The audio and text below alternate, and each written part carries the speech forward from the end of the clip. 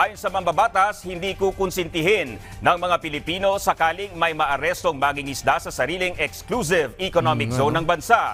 Handa rin ang Pilipinas na idepensa ang ating teritoryo para matiyak ang kaligtasan at karapatan ng lahat ng Pilipino.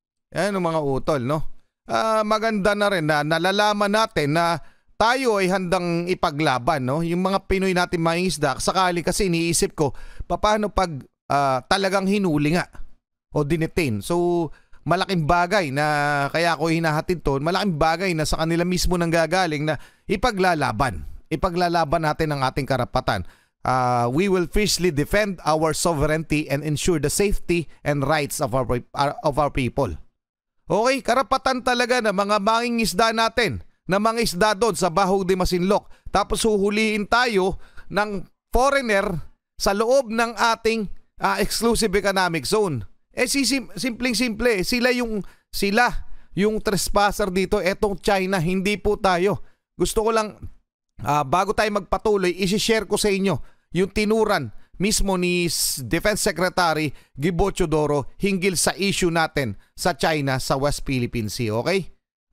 Eto po yan. Mga karunungan, kaalaman, teorya, kasaysayan, hiwaga at mga bagong tuklas. Alamin natin. Eto mga utol, yung isa sa mga gusto kong tutukan at pag-usapan dahil itong China kamakailan lamang ay naglabas o maglalabas di umano ng polisiya. Ito'y inilabas sa South China Morning Post. Ang polisiyang ito mga utol ay patungkol dun sa mga inaangkin nilang teritoryo. Partikular yung Baho de Masinloc o yung Scarborough Shoal. Dahil ayon sa kanila sa China, bibigyan nila ng karapatan ang kanilang China Coast Guard na i-detain ang mga papasok doon. China Coast Guard can detain trespassers without trial, says Beijing as activists converge on Scarborough Shoal in the South China Sea. Sa madalit sabi, tinatawag tayo ng China na trespasser o illegal trespasser sa mga bahura o sa mga katubigan na sakop ng exclusive economic zone ng Pilipinas. Sa madalit sabi, baliktad ang kanilang pinalalabas. Tapos huhulihin nila tayo doon.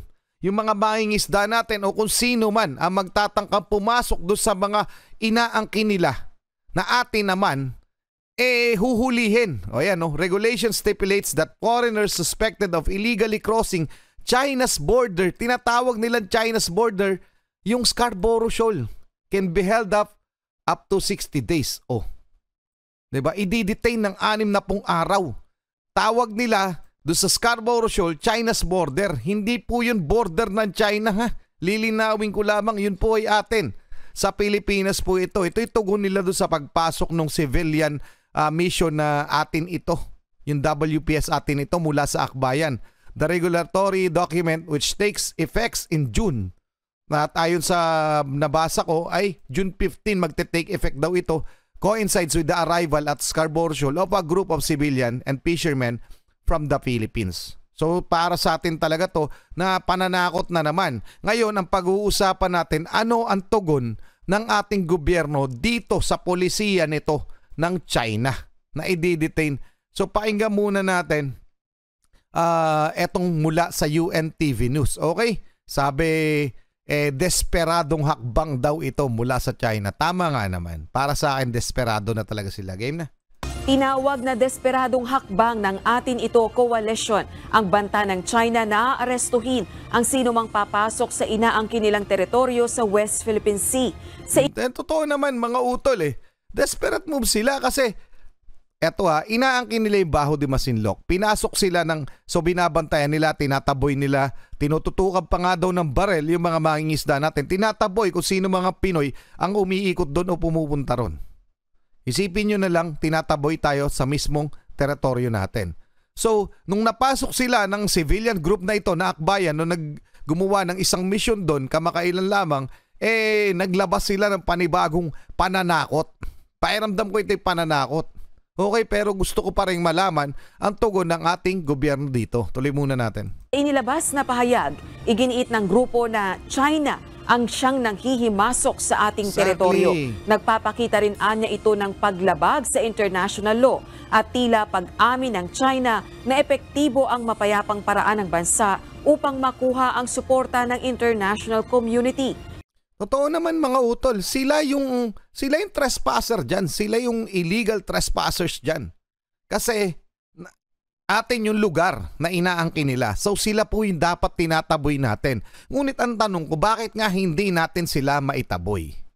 Considering the fact na tayo yung may legal na karapatan sa mga teritoryo na yan. At gagaya ng Baho de Masinloc. And layo po niyan sa Hainan, China. Mga 1,000 kilometers po ang layo niyan.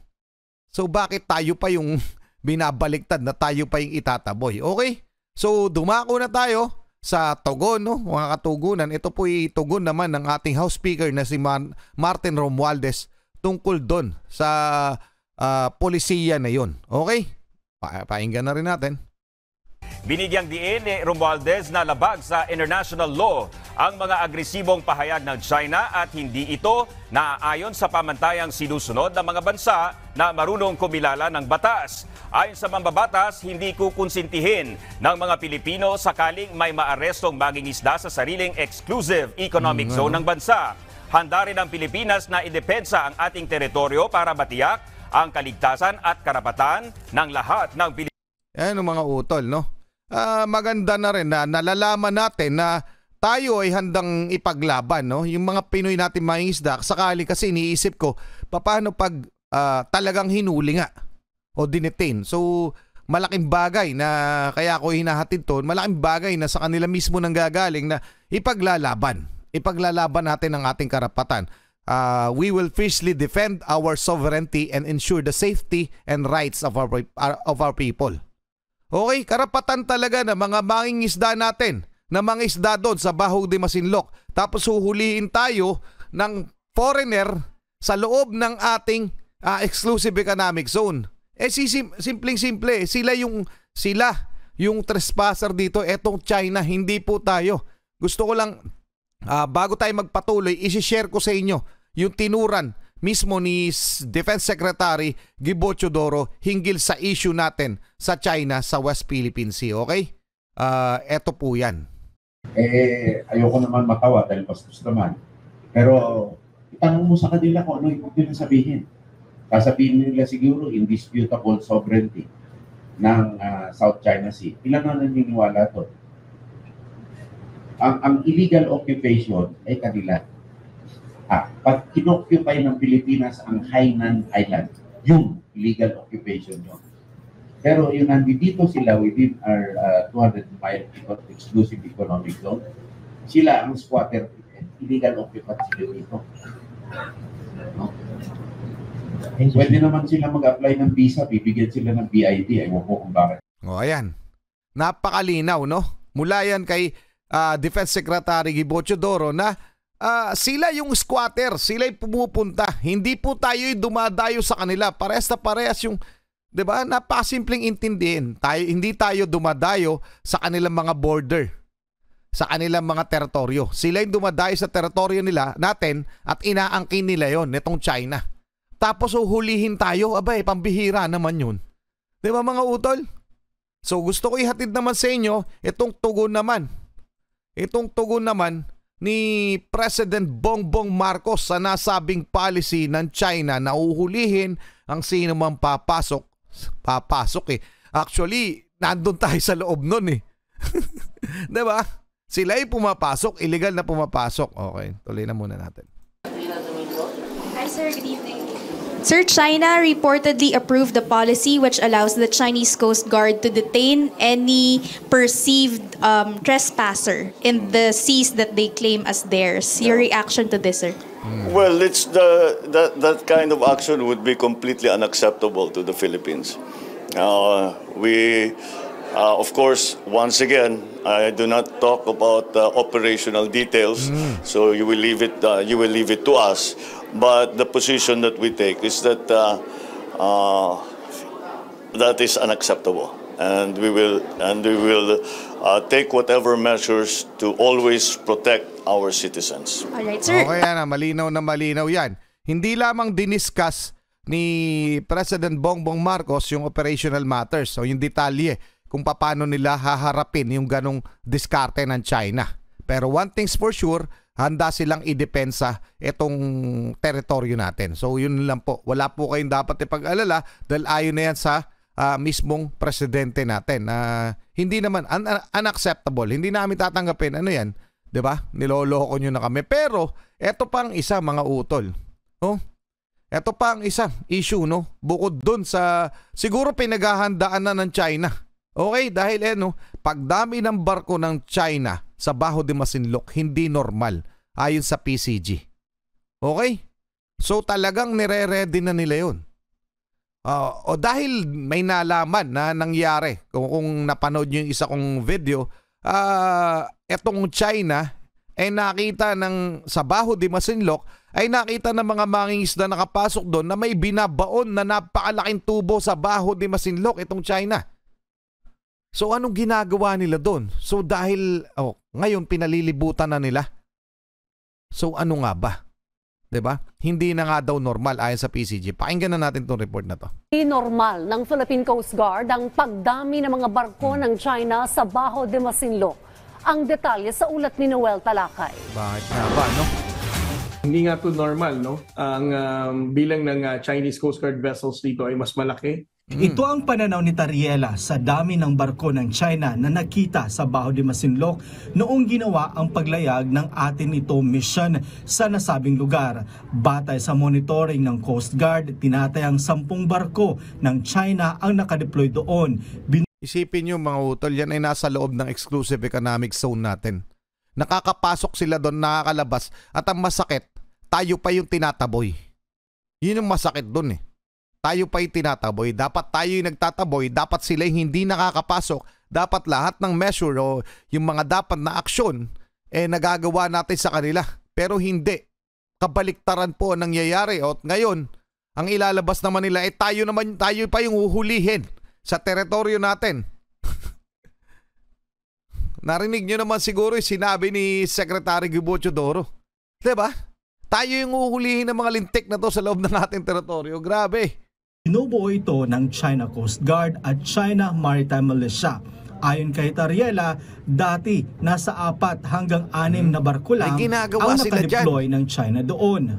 By the mere presence of 10 China Coast Guard vessels, this is definitely not normal, no? And ganung kalayo ang deployment nila as far as 45 to 50 nautical miles, hindi rin ito normal. Ang deployment nila. Minaliit din ni Tariela ang isang deklarasyon ng China government na huhulihin ang sino mang papasok na foreigner sa Scarborough Shoal. Batay sa ulat ng South China Morning Post, isang online news website, sinabi dito 60 araw pwedeng ikulong ng China Coast Guard ang mahuhuli nila sa lugar. Ipapatupad na ito sa susunod na buwan. Para kay Tariela, isang pananakot lang ito ng China government sa Pilipinas. I don't think that China is really serious in doing this because mas malaki ang magiging backlash dito sa kanila bilang isang bansa. Pero ayon kay Tariela, patuloy na mabibigay proteksyon ang PCG sa mga exclusive economic zone ng bansa para patuloy at malayang makapaghanap buhay ang mga Pilipinong mangingisda. Ayan ang maganda mga utol, pero yan ang dapat nating abangan. So tututukan natin ito at malalaman natin ito doon sa tinakda nilang araw ng China. Kung talagang tutuluyan nila yung sinasabi nilang policy na huhulihin. At ayon sa akbayan, gagawin nila ulit yung kanilang misyon. Pangalawang misyon doon sa Scarborough Shoal. So doon mo magkakaalaman yan pagdating ng takdang panahon, doon sa panahong tinakda nila, June 15. Di umano magte-take effect na daw itong policy ng China na uhulihin daw tayo sa loob ng ating teritoryo. Grabe, 'di ba? So anong masasabi nyo dyan? Pero yon, meron ng ginagawa na countermeasure etong ating gobyerno. So kung ano man yun ay hindi pa natin nalalaman. Siguro talagang poproteksyonan ng baka magkaroon na nga ng standoff dito no. So doon natin malalaman natin yan pagdating nung araw na yun. Okay mga utol, so anong masasabi nyo dyan? Pa-comment na lang. Tututukan natin to. Pag may bago tayong nakuhang mga balita, pag-uusapan natin. So kailangan ko rin ng inyong opinion hinggil dito. Pa-comment na lang. Maraming salamat PTV Philippines. Maraming salamat sa inyo. Muli ako sa Target Achilles. In behalf of the Real South Pride Production, okay, nagpapasalamat sa walang sawa nyo pagsuporta. Kayo mag-iingat, keep safe, God bless, at saludo po ako sa inyo lahat. Maraming salamat po.